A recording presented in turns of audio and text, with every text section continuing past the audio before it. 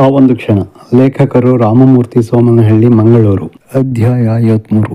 ಶ್ಯಾಮರಾಯರಿಗೆ ಏನು ಹೇಳಬೇಕೆಂದು ತಕ್ಷಣ ಹೊಳೆಯಲಿಲ್ಲ. ಹೇಗೆ ಮಾತು ಆರಂಭಿಸಬೇಕೆಂದು ಯೋಚಿಸುತ್ತಾ, ನಿಮಗೆ ಎಲ್ಲ ವಿಷಯ ತಿಳಿದಿದೆ ಎಂದು ಭಾವಿಸುತ್ತೇನೆ, ಸಂಕೋಚದಿಂದ ಹೇಳಿದರು. ಯಾವ ವಿಷಯ? ನೇರವಾಗಿ ಮಾತಾಡಿ. ತಾವು ಬಂದ ಉದ್ದೇಶವೇನು ಎಂದರು ಪ್ರಭಾಕರ್ ರಾವ್. ನಾವು ಬರೋ ವಿಷಯವನ್ನು ಸತೀಶ ಅಪ್ಪ ಅಮ್ಮನಿಗೆ ತಿಳಿಸಿಲ್ಲವೆಂಬುದು ಅವರ ಮಾತಿನಿಂದಲೇ ಸ್ಪಷ್ಟವಾಯಿತು. ಸತೀಶನನ್ನು ನೋಡಿದರು. ಸತೀಶ ಪೇಲವನಿಗೆ ಬೀರಿ ಕುತ್ತಿಗೆ ತೆಗೆಸಿ ನಿಂತಿದ್ದ. ಮದುವೆ ಪ್ರಸ್ತಾಪ ಮಾಡಲು ಬಂದಿದ್ದೇವೆ. ತಾವು ದೊಡ್ಡ ಮನಸ್ಸು ಮಾಡಿದರೆ ಆದಷ್ಟು ಬೇಗ ಮದುವೆ ಮಾಡಿ ಮುಗಿಸಬಹುದು, ವಿನಯದಿಂದ ಹೇಳಿದರು. ಪ್ರಭಾಕರ್ ರಾವ್ಗೆ ಅನುಮಾನ ಶುರುವಾಯಿತು. ಹಾಸನದಿಂದ ಬಂದಿದ್ದಾರೆ ಎಂದರೆ ಇವರು ಸತೀಶ ಪ್ರೀತಿಸಿರುವ ಹುಡುಗಿಯ ಅಪ್ಪ ಅಮ್ಮ ಇರಬಹುದೆಂದು ಊಹಿಸಿ, ನೋಡಿ ಶ್ಯಾಮರಾಯ, ವಿಷಯ ಮುಚ್ಚಿಟ್ಟು ಮಾತಾಡಿದರೆ ಪ್ರಯೋಜನವಿಲ್ಲ, ಸ್ಪಷ್ಟವಾಗಿ ಹೇಳಿ, ಖಡಕ್ ಆಗಿ ನುಡಿದರು ಪ್ರಭಾಕರ್ ರಾವ್.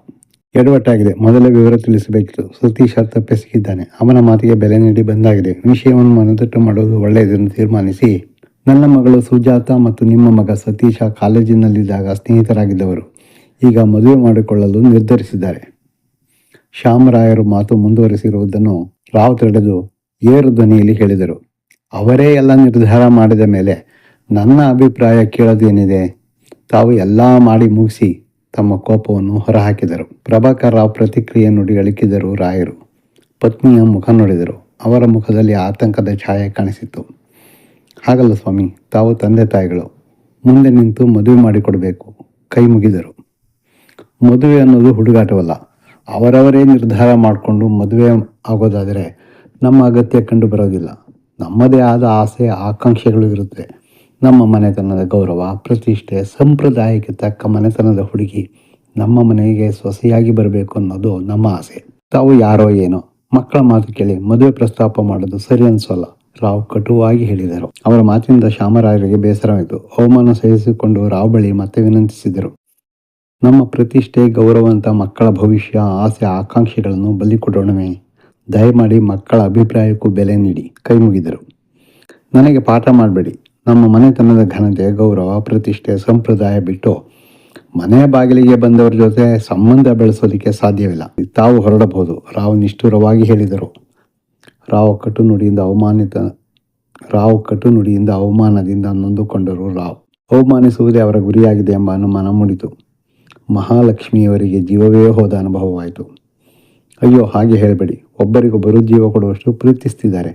ತಾವು ಹೀಗೆ ಹೇಳಿದರೆ ಅನಾಹುತವಾಗುತ್ತದೆ, ತಮ್ಮ ಭಯವನ್ನು ವ್ಯಕ್ತಪಡಿಸಿದರು. ಎಲ್ಲವನ್ನೂ ಗಮನಿಸುತ್ತಿದ್ದ ಸರಸ್ವತಿಯವರು ಮಧ್ಯಪ್ರವೇಶಿಸಿ, ನಾವು ಮೊದಲಿನಿಂದಲೂ ಈ ಪ್ರೀತಿ ಪ್ರೇಮವನ್ನು ವಿರೋಧಿಸಿದ್ದೇವೆ. ಸತೀಶನಿಗೆ ತಿಳುವಳಿಕೆ ಸಹ ನೀಡಿದ್ದೇವೆ. ನಮ್ಮ ಯಜಮಾನರು ಸರ್ಕಾರಿ ಅಧಿಕಾರಿ, ಹಾಗೆಯೇ ನಮ್ಮ ಬೀಗರು ಉನ್ನತ ಮಟ್ಟದ ಹುದ್ದೆಯಲ್ಲಿದ್ದಾರೆ. ನಮ್ಮ ಘನತೆಗೆ ತಕ್ಕ ಬೀಗರನ್ನು ನಾವು ಹುಡುಕ್ತಾ ಇದ್ದೇವೆ. ಜೊತೆಗೆ ನಿಮ್ಮ ಮಗಳು ಕುಂಟಿನಂತೆ, ಗೊತ್ತಿದ್ದು ಅವಳ ಜೊತೆ ಮದುವೆ ಮಾಡೋದಕ್ಕೆ ಆಗುತ್ತಾ? ನಮಗೆ ಒತ್ತಾಯ ಮಾಡಬೇಡಿ. ಈ ವಿಷಯನ ಇಲ್ಲಿಗೆ ಬಿಟ್ಟುಬಿಡಿ ಎಂದು ಕಡ್ಡಿ ತುಂಡು ಮಾಡಿದಂತೆ ಮಾತಾಡಿದರು. ಮೌನವಾಗಿ ವಿದ್ಯಮಾನಗಳನ್ನು ಗಮನಿಸುತ್ತಿದ್ದ ವೆಂಕಿ ಹೆಂಡತಿ ಸ್ವಾತಿಗೆ ಈ ಸಂಬಂಧ ಇಷ್ಟವಾಗಲಿಲ್ಲ. ಸತೀಶನಿಂದ ಅವಮಾನಿತಳಾಗಿದ್ದ ಸ್ವಾತಿಗೆ ಈ ಅವಕಾಶ ತಾನೆಯೇ ಒದಗಿ ಬಂದಿತ್ತು. ಸತೀಶನಿಗೆ ಸರಿಯಾದ ಕೆಲಸ ಇಲ್ಲ. ಇನ್ನು ಆ ಕುಂಟಿನ ಕರ್ಕೊಂಡು ಬಂದರೆ ಅವಳಿಗೂ ಕೂಳು ಹಾಕಬೇಕು. ಎಲ್ಲ ನಮ್ಮ ಹಣೆ ಬರಹ, ಕೊಂಕು ನುಡಿದಳು. ಹೆಂಡತಿ ಮತ್ತು ಸೊಸೆಯ ಮಾತು ಕೇಳಿ ರಾವ್ ಉಬ್ಬಿ ಹೋದರು. ಅವರಿಗೆ ಆನೆ ಬಲ ಬಂದಂತಾಯಿತು. ತಮ್ಮ ಮಗಳು ಕುಂಟಿ ಅಂತ ಸುದ್ದಿ ಇದೆ, ನಿಜಾನಾ? ರಾವ್ ಪ್ರಶ್ನಿಸಿದರು.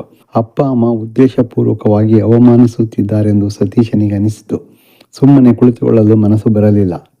ನೀವು ಈ ರೀತಿಯಲ್ಲಿ ಮಾತಾಡಿ ಅವರ ಮನಸ್ಸಿಗೆ ಉಂಟು ಮಾಡಬೇಡಿ. ಬಂದವರನ್ನು ಅವಮಾನಿಸುವುದು ನಮ್ಮ ಘನತೆ ತಕ್ಕದಲ್ಲ. ಸತೀಶ ತಮ್ಮ ಕೋಪ ಹೊರಹಾಕಿದ. ಸತೀಶ ಅಪ್ಪ ಅಮ್ಮನ ಅಭಿಪ್ರಾಯವನ್ನು ವಿರೋಧಿಸುತ್ತಿದ್ದಾನೆ ಎಂದುಕೊಂಡ ವೆಂಕಿ, ಅಪ್ಪ ಅಮ್ಮ ಹೇಳೋದ್ರಲ್ಲಿ ತಪ್ಪೇನಿದೆ? ನಿನಗಂತೂ ಮಾನ ಮರ್ಯಾದೆ ಇಲ್ಲ. ನಮಗಿದೆ ಗೊತ್ತು. ಗುರಿ ಇಲ್ಲದವರ ಜೊತೆ ಸಂಬಂಧ ನನಗಿಷ್ಟವಿಲ್ಲ. ನಿನ್ನಿಂದ ಹಾದಿ ಬೀದಿಯವರೆಲ್ಲ ಸಂಬಂಧ ಬೆಳೆಸಲಿಕ್ಕೆ ಬರ್ತಿದ್ದಾರೆ. ಪ್ರಭಾಕರ್ ರಾವ್ ಮನೆಗೆ ತಾವು ಬಂದಿದ್ದು ತಪ್ಪಾಯಿತು ಎಂದುಕೊಂಡರು ರಾಯರು. ಇಷ್ಟೊಂದು ಅವಮಾನವಾಗುತ್ತದೆಂದು ಭಾವಿಸಿರಲಿಲ್ಲ. ಅನಾಗರಿಕರಂತೆ ಎಲ್ಲರೂ ನಡೆದುಕೊಂಡಿದ್ದರು. ಅಂತಸ್ತು, ಘನತೆ, ಸಂಪ್ರದಾಯದ ಹೆಸರಿನಲ್ಲಿ ತುಚ್ಛವಾಗಿ ಕಂಡರು. ಅವರುಗಳ ನಿಂದನೆಯ ನುಡಿಗಳಿಂದ ಕುಗ್ಗಿ ಹೋದರು. ನಿಮ್ಮ ಘನತೆ ಗೌರವಕ್ಕೆ ಕುಂದಾಗದ ರೀತಿಯಲ್ಲಿ ಮದುವೆ ಮಾಡಿಕೊಡುತ್ತೇನೆ. ದಯಮಾಡಿ ಮದುವೆ ಪ್ರಸ್ತಾಪ ತಿರಸ್ಕಾರ ಮಾಡಬೇಡಿ ಎಂದು ಕೈಮುಗಿದರು. ಪ್ರಭಾಕರ್ ರಾವ್ ಯಾರ ಮನವಿಗೂ ಮಣಿಯಲಿಲ್ಲ. ತಮ್ಮ ನಿರ್ಧಾರಕ್ಕೆ ಬದ್ಧರಾಗಿದ್ದರು.